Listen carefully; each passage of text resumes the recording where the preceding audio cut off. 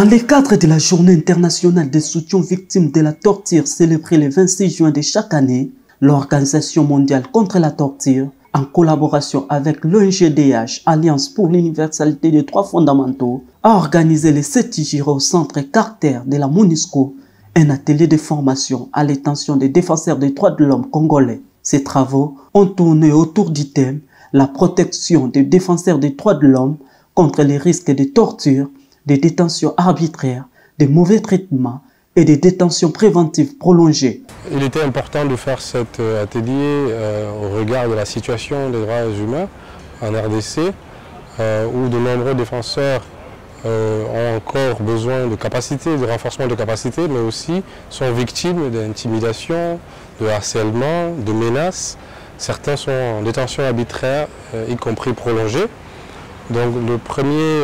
objectif de cet atelier était de leur donner les moyens nécessaires pour pouvoir saisir les organes régionaux et internationaux lorsqu'ils font face à de tels défis, à de telles menaces, à de tels risques. Plusieurs interventions ont ponctué ces assises. Aminata Dieye, présidente du groupe de travail pour la torture de l'OMCT, Zone Afrique, a exposé sur le travail du réseau SOS Torture, ce réseau international qui regroupe des organisations non gouvernementales de lutte contre la torture. Il était question aussi de montrer les types de violations qu'on avait soulevées, qu'on avait eu à documenter ici, surtout aussi la question aussi de la situation des prisons, parce que comme vous le savez, l'OMCT aussi travaille dans ce sens, surtout la torture et les mauvais traitements au sein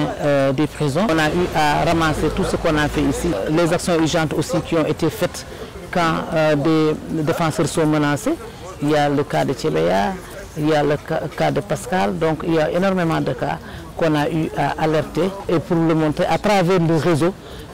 réseau SOS Torture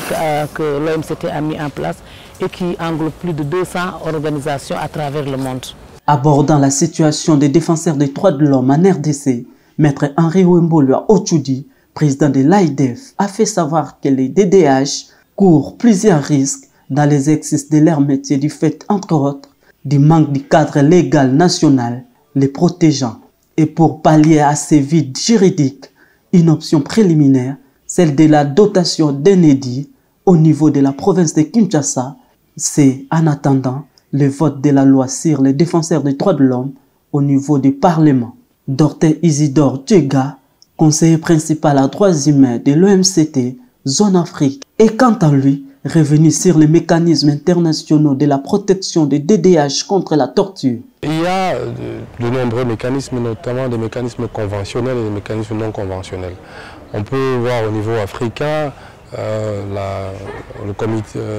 Commission africaine des droits de l'homme et des peuples qui a la charge de surveiller la mise en œuvre de la Charte africaine des droits de l'homme, qui elle-même a plusieurs organes et instruments, notamment des rapporteurs spéciaux sur plusieurs droits, notamment le droit des défenseurs des droits de l'homme. Au niveau des Nations Unies, il y a aussi des organes de traité, des procédures spéciales. Il existe donc nombreux organes de traité, dont le comité contre la torture, le comité des droits de l'homme, le comité des droits des femmes, pour lesquels les défenseurs des droits de l'homme peuvent directement